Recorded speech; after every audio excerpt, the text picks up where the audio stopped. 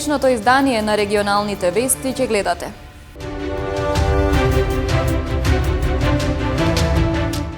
Најмирен период во однос на ковид во Гостивар. Повеќе од една недела нема хоспитализирани на инфективното оделение.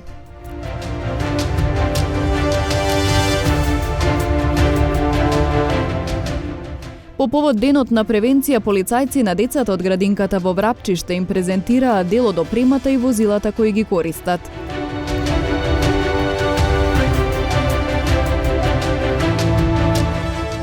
Во Тетово синоќа беше прикажан филм посветен на 80 годишнината од масакрот во Крагуевац.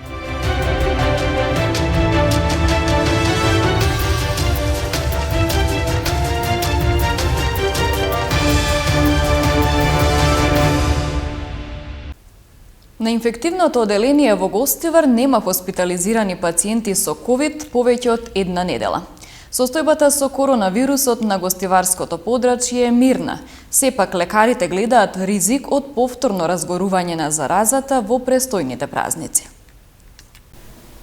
Најмирен период во однос на ковид во Гостивар од почетокот на пандемијата. Повеќе од една недела нема хоспитализирани пациенти на инфективното одделение во Гостиварската болница. Ова се случува за прв пат по речиси 2 години. Може да здивне и собере сила и медицинскиот персонал.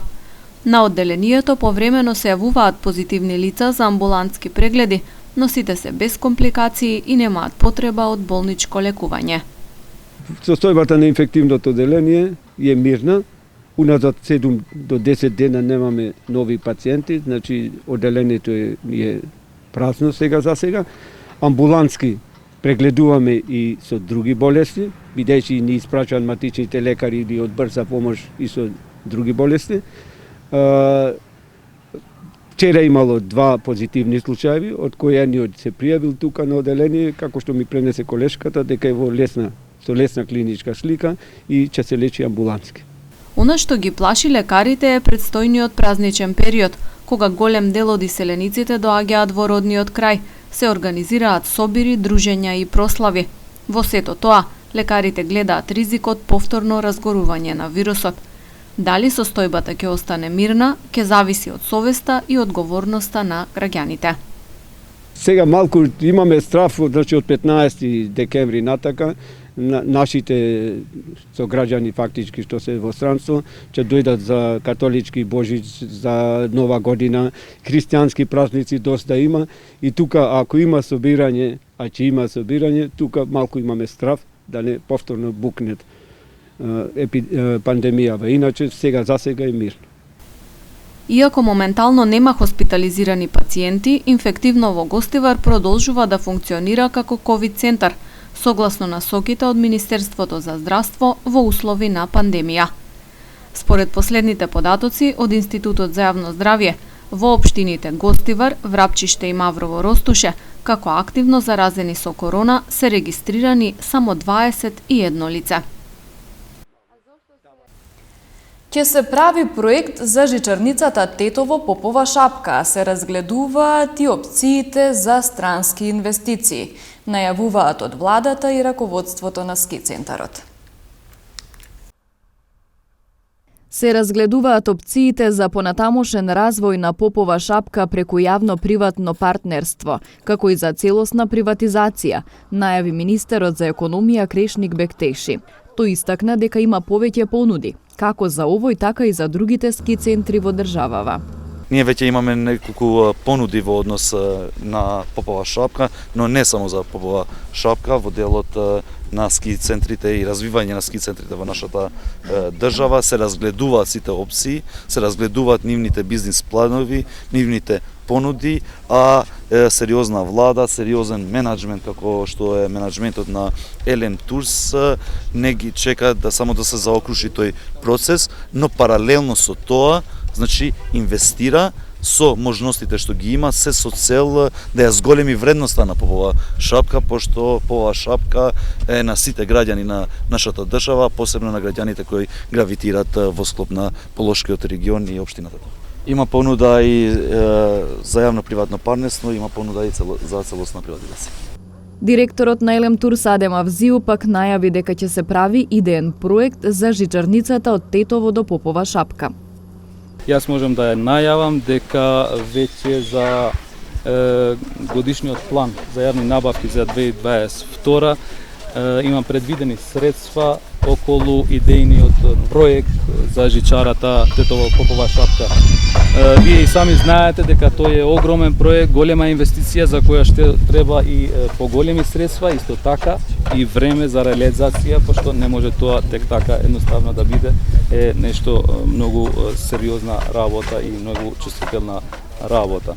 Инаку вчера на Попова шапка беше пуштен во употреба новиот систем за осветлување, со што беше најавен и официјалниот старт на скијачката сезона на 15 декември.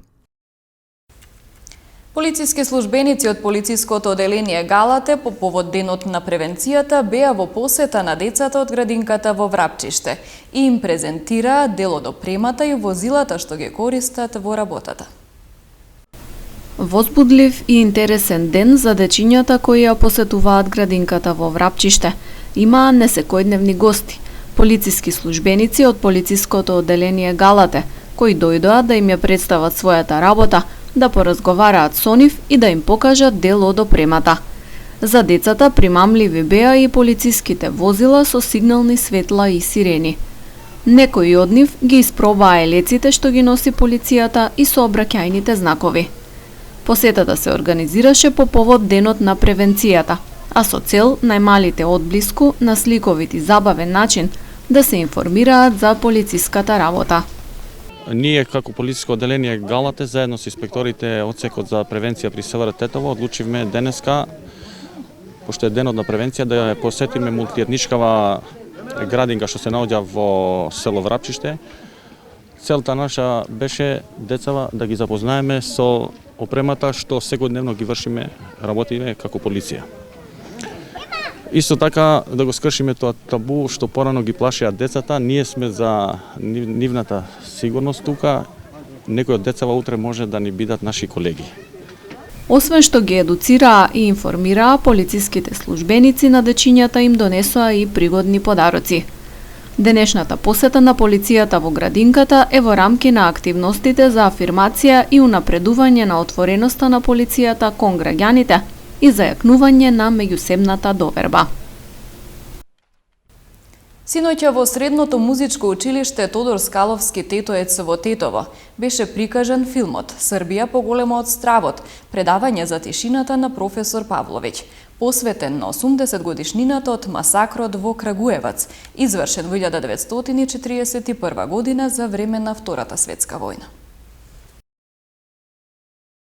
Вчера вечер во концертната сала во Средното музичко училиште Тодор Скаловски Тетоец во Тетово се одржа проекција на филмот со наслов Србија поголема од стравот, предавање за тишината на професор Павловиќ. Играно документарниот филм е посветен на 80 годишнината од масакрот во Крагуевац, извршен во 1941 година за време на Втората светска војна, кога биле убиени ученици од тамошната гимназија. Освен филмот, присутните имаа можност да слушнат и предавања токму на оваа тематика од страна на директорот на Музеот на жртви од геноцидот Дејан Ристиќ. Филмот беше во план уште од почетокот на оваа година и на него работевме околу 6 месеци. Сценариото го напиша исклучително добриот сценарист во Србија Божидар Кнежевиќ. Режисер е Ивица Видановиќ. Филмот го завршивме некаде околу почетокот на септември.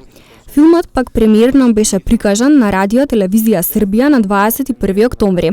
Веќе сме и во подготовка на уште еден играно документарен филм кој ќе опфати исто така ваква слична тематика.